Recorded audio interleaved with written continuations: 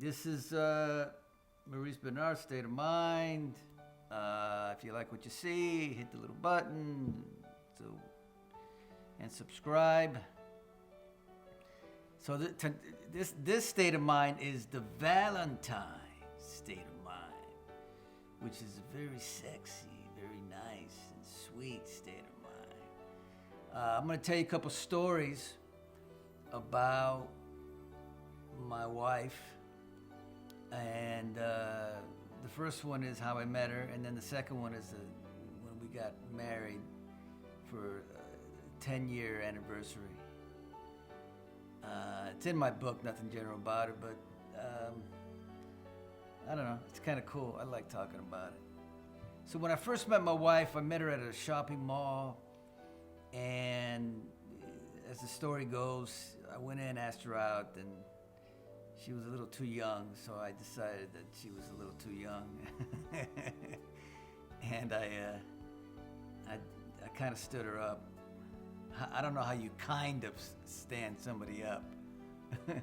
You either do or you don't.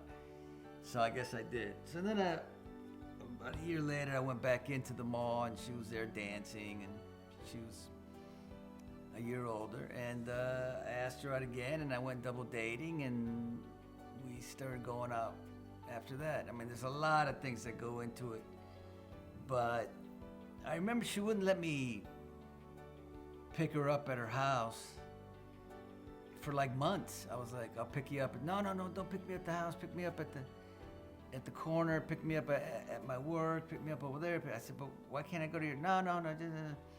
So after a couple of months, I decided to go to her house anyway. And I remember knocking on the door, and her mother answered, and it was like I walked in, and it was like 12 people in this little tiny house. And they were like looking at me like, what are you doing? And then it was, Paula had lived a very, very tough life. But Paula was like, it was almost like Cinderella, where Paula was the Cinderella, and then everybody else was one way and she was another way.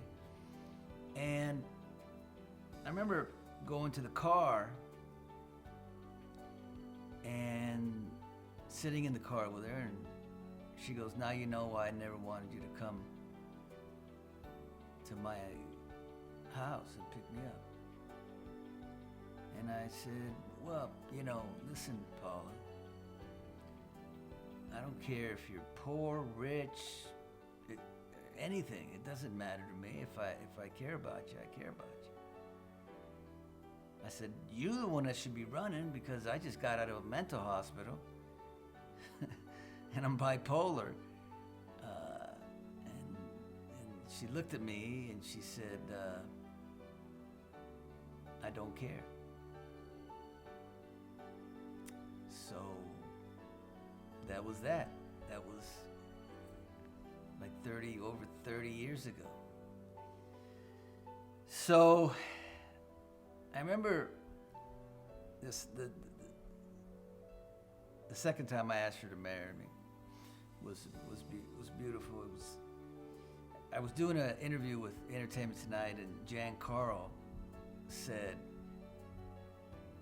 you should have a 10-year anniversary and ask Paula to marry you again. I said, oh, no, I can't do that. Paula would be the one that would do everything. I can't. She goes, no, you should. So she talked me into it, so I decided to do it. And a friend of mine, Billy Warlock, helped me out, and Tolan, his wife or girlfriend at the time, and I went through with it. So what happened was, I had it all set up. I flew my family down I was flying my family down from San Francisco. And I remember the tickets came to the house, and Paula found the tickets.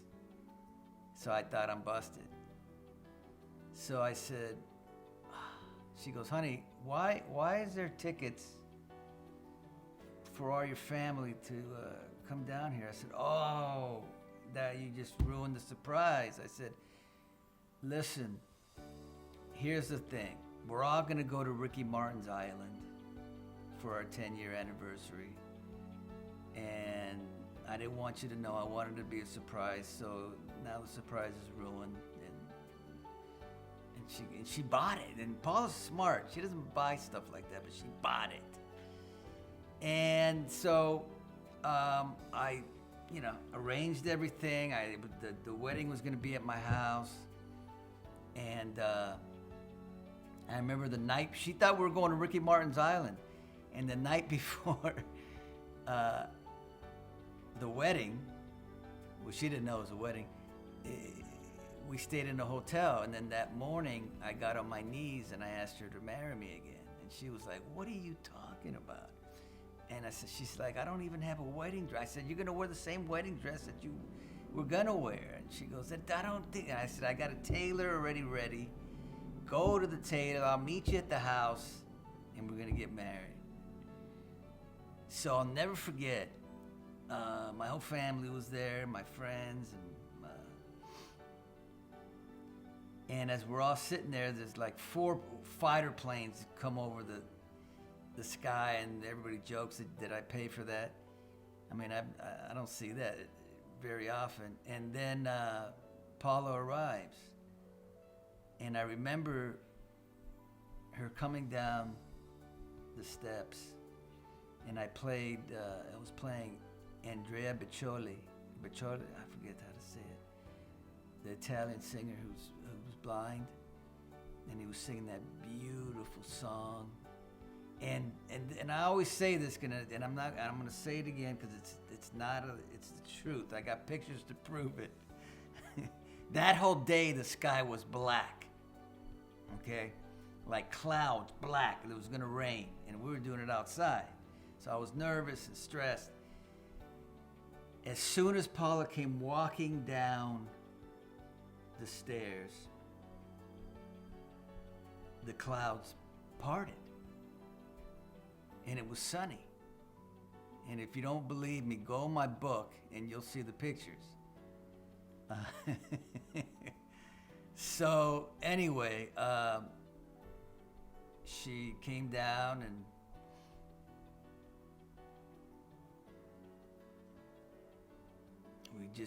we got married. I mean, it was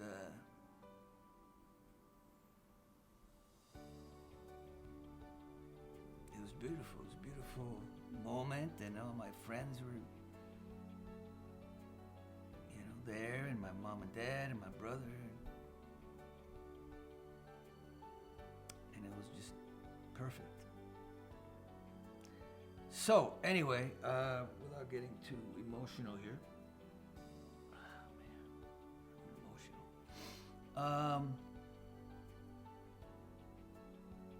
I would hope that anybody who has a wife, a girlfriend, a boyfriend, a husband, anything, just treat them with respect. Always communicate, and always love them to the best of your ability. Sometimes I've not been perfect. But one thing I can say is I love Paula more than anything. All right, enough. I've got like tears and stuff, and it's like, what the heck? I don't know.